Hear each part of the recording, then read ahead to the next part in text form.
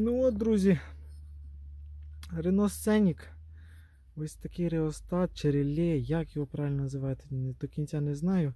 Але ремонт, коротше, цієї теми. В чому проблема? От ходить, коротше, оцей контакт, оця флешка звідси відходить і не дує вентилятор, бо це вивод на сам вентилятор. На горбик наїхав, дує, на горбик не наїхав, не дує. Ну, коротше. І взяли ми, коротше, ці пімпочки, коли поміняли, теж купили нову, отаку от.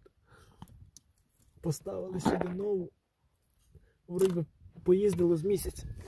Навіть місяця нема. І знову почало відходити. Коротше, тема сама в цих контактах, бо я дивлюсь на ці такі яркі, красиві. Ось ці. А ці не очень. Ці такі були вже типу як замащені, підпалені, навіть не знаю, як це сказати. Замащені більше. О, мені світ допомагає. Я їх трошки підчистив. Не знаю, поможе, не поможе. Але неохотно купляти мені зараз це реле, поки це робоче. Через то я собі десь потім в запасник куплю, щоб раз можна було поміняти. Коли прийде час його тут міняти недовго. Але дуже незручно, бачите, трошки. Бо якось десь хтось колись на цій машині закоротив ще до моєї покупки. І тут був оця фішка була підплавлена, вона в мене є.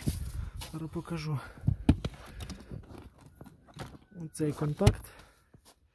Оце ця фішка стояла. Бачите, підплавило, коротше, її. Щось десь хтось замкнув колись. Ось так підплавило. То купив нову. І поставили. Кажу, їздили, бачиш, тут не підплавило. А ми вже поставили її так, як треба. Вона вже качественно стоїть. Але все одно щось воно... Попробую зараз уплотнити, щоб воно не вискакувало. Щоб воно тримало контакт. Але сюди добратися, це, звісно, проблема. Він там зверху стоїть, блін. Це, звісно, да. Производителі Renault, звісно, все круто зробили. Ну це ж, прикиньте, сидіти, думати, як зробити так, щоб його тяжче було розібрати. Ну це унікальні, звісно, французи дають жару.